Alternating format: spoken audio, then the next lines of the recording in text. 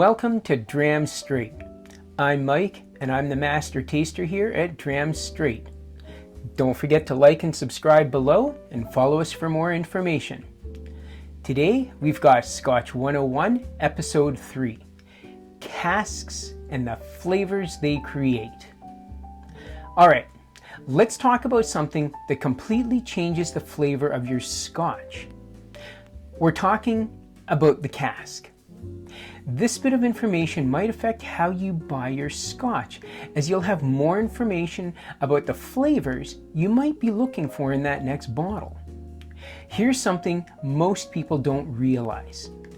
Up to 60 to 70% of the flavors in your whiskey doesn't actually come from the distillery. It comes from the barrel. When whiskey first comes off the still, it's clear, it's sharp, it's aggressive. It does not taste like what you're drinking in the glass right now. The barrel is what transforms it all.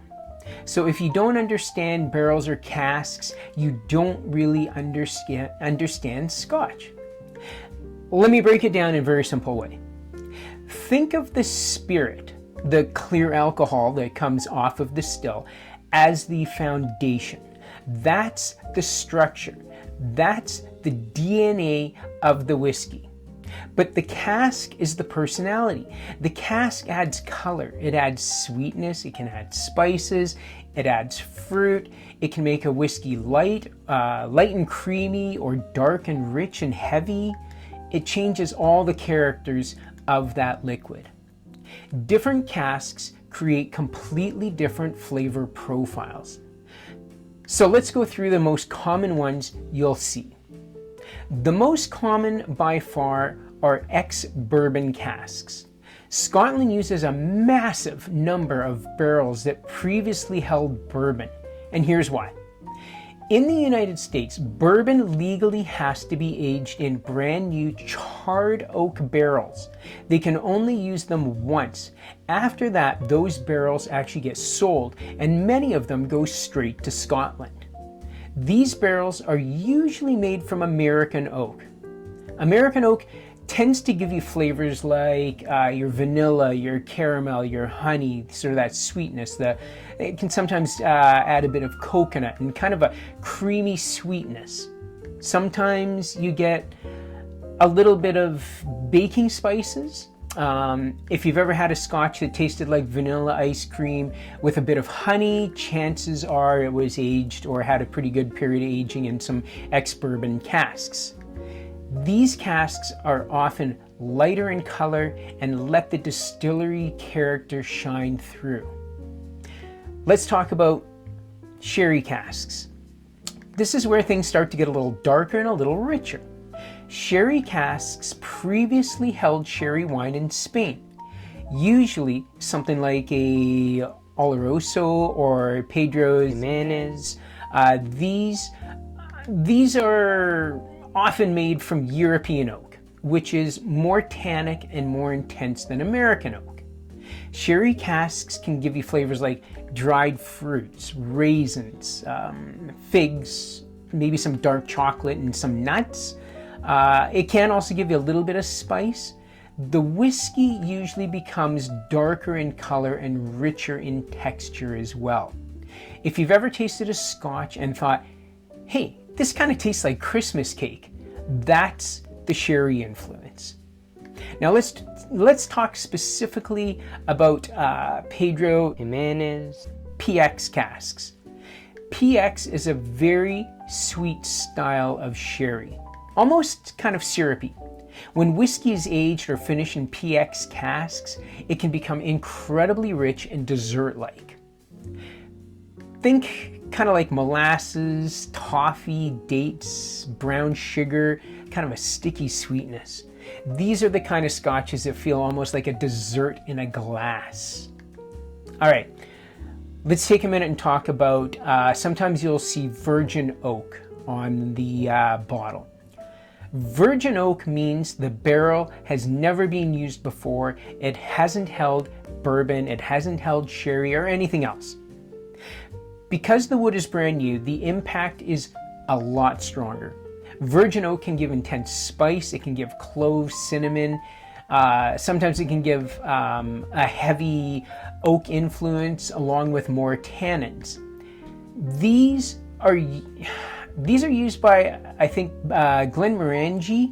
I think they use it in their Atlanta, or Benromic Organic, I believe, use them as well.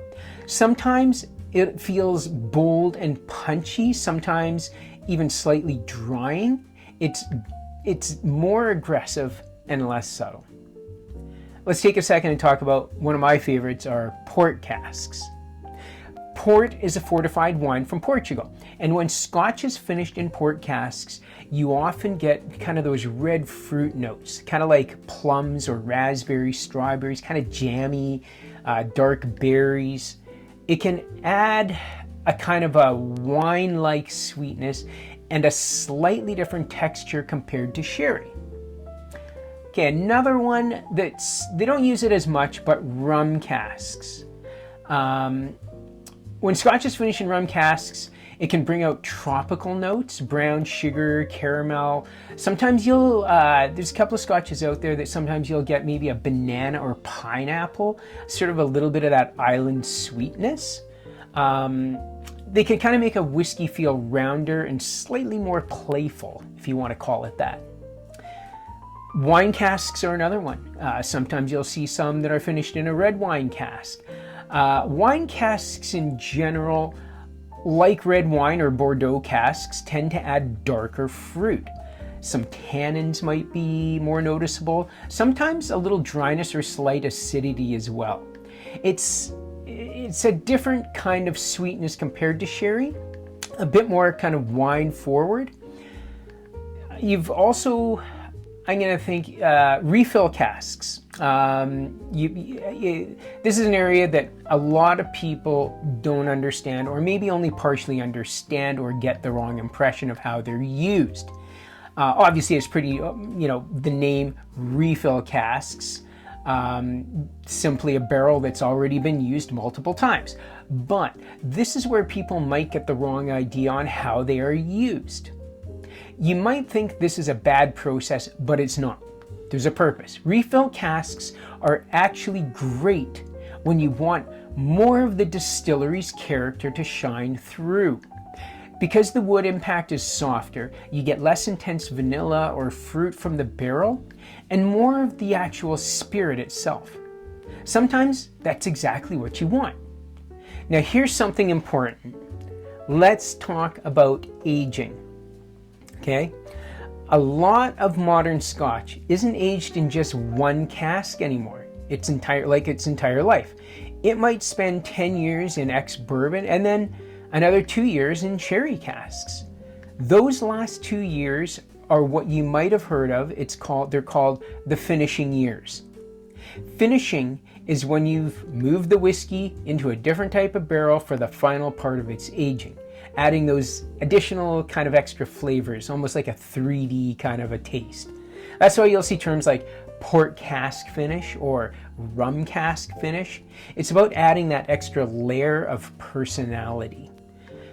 So how can you use this information? Simple. When you're out looking at a bottle, don't just look at the age statement. Look at the casks that are involved. If you like vanilla, if you like honey and lighter sweetness, look for ex-bourbon casks. If you like dried rich fruit and darker chocolate, look for sherry. If you want something that's maybe bold and spicy, perhaps a virgin oak might be worth a try. If you want red fruit and wine influence, port, or try a port or red wine finish cask. The cask is one of the biggest clues to how a whiskey will taste before you even open it. Okay, that's all said. Here's a line I want you to remember. The spirit makes the structure. The cask makes the personality. Once you understand that, every review I do on this channel, it'll make a lot more sense. In future episodes, When I say something tastes like dried figs or vanilla custard or red berries, you'll immediately start thinking about the Caskian influence behind it. And that's when you've kind of made that move from just drinking Scotch to actually understanding it and enjoying it more. That's Scotch 101. If you found this helpful, stick around, because next time you're staring at the shelf full of bottles, you'll be more knowledgeable on what you're looking for and what it all means. And as always, please drink responsibly. Don't forget to like and subscribe to our channel. I'm Mike, and this is Dram Straight. Thank you.